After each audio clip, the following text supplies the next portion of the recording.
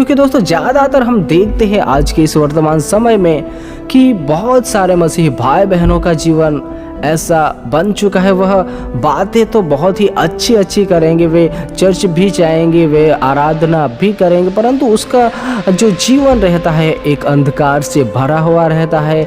यानी कि हर एक बुरे कामों में उनका जीवन फंसा हुआ रहता है। लोभ, लालच, धन के चक्करों में बहुत सारे ऐसे उल्टे सीधे कामों को करना, बहुत सारी ऐसी एक्टिविटी जो कि उनके जीवन के माध्यम से होती रहती है।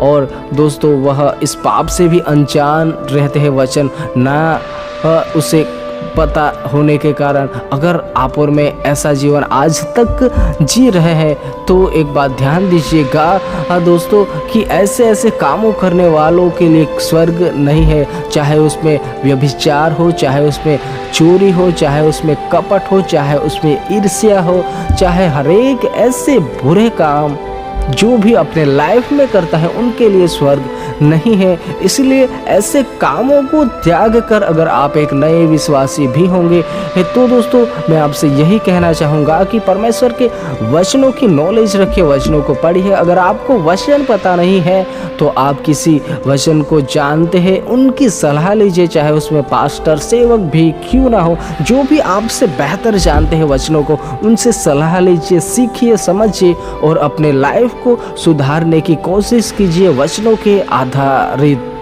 नहीं तो दोस्तों मेरे लिए और आपके लिए रोना और दांतों के पीसने के अलावा कुछ भी ऑप्शन नहीं बचेगा, क्योंकि ऐसे काम करने वालों के लिए स्वर्ग नहीं है। चाहे उसमें कोई भी पर्सन क्यों ना हो, चाहे उसमें सेवक ही क्यों ना हो, चाहे उसमें पास्टर ही क्यों ना हो, चाहे उसमें मसीही व्यक्ति भी क्यों ना हो, जो भी ऐसे ऐसे काम करते हैं, जो भी अंधकार के कामों में वापस फंसे ही रहते हैं। यानी कि एक तरफ तो उनका जीवन होता है वचनों के आधारित दिखाना, प्रार्थना आधारित जीवन दिखाना, और एक तरफ अंधकार के कामों को करना। ऐसे लोगों के लिए परमेश्वर का राज्य नहीं है। दोस्तों एक बात और ध्यान दीजिएगा कि हमारा जीवन जो है वह इस पृथ्वी पर सीमित समय के लिए है। यानी कि मैं और आप जो है वह इस पृथ्वी पर कुछ ही समय, कुछ ही दिनों के मेहमान हैं। इसीलिए मुझे और आपको यह ध्यान देना है, हमें यह जानना है कि हम इस पृथ्वी के निवासी नहीं हैं। इस सच्चाई को जानते हुए मुझे और आपको